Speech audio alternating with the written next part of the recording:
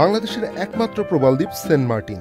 নীল জলরাশি আর অনন্য প্রাকৃতিক সৌন্দর্যের ভরপুর এই দ্বীপে এবারও আসছে নতুন ভ্রমণ নির্দেশনা।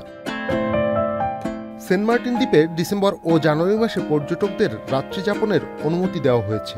তবে নভেম্বর মাসে শুধু দিনের বেলায় ঘুরতে যাওয়া যাবে, আর ফেব্রুয়ারি মাসে দ্বীপে পর্যটক প্রবেশ একদমই বন্ধ থাকবে। পরিবেশ, বন ও জলবায়ু পরিবর্তন মন্ত্রণালয় 22 অক্টোবর সেন্ট মার্টিনে পরিবেশ বান্ধব পর্যটন নিশ্চিতে 12 দফা নির্দেশনা জারি করেছে। লক্ষ্য দ্বীপের নাজুক পরিবেশ, জীববৈচিত্র্য আর প্রতিবেশ রক্ষা।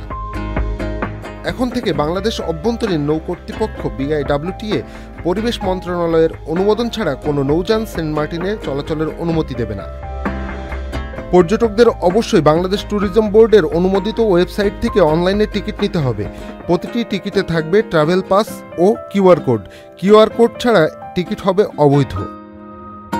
দ্বীপে প্রতিদিন সর্বোচ্চ 2000 পর্যটক ভ্রমণ করতে পারবেন। রাতে সৈকতে আলো জ্বালানো, শব্দ করা, বারবিকিউ পার্টি করা, ক্যাবনে প্রবেশ সবই থাকবে নিষিদ্ধ। এছাড়া সৈকতে মোটরসাইকেল বা সি বাইক চালানো সম্পূর্ণ নিষিদ্ধ করা হয়েছে। দ্বীপে পলিথিন বা একবার ব্যবহারযোগ্য প্লাস্টিক বহন করা যাবে না।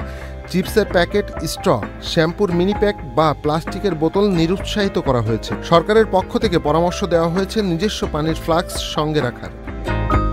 মাহবুব Morshed, channel i online. Bundle থাকলে প্রতি সেন্ট মানিতে টাকা বাঁচবে। বিকাশ সেন্ট মানি বান্ডেল কিনে জিতুন প্রতি লেনদেনে।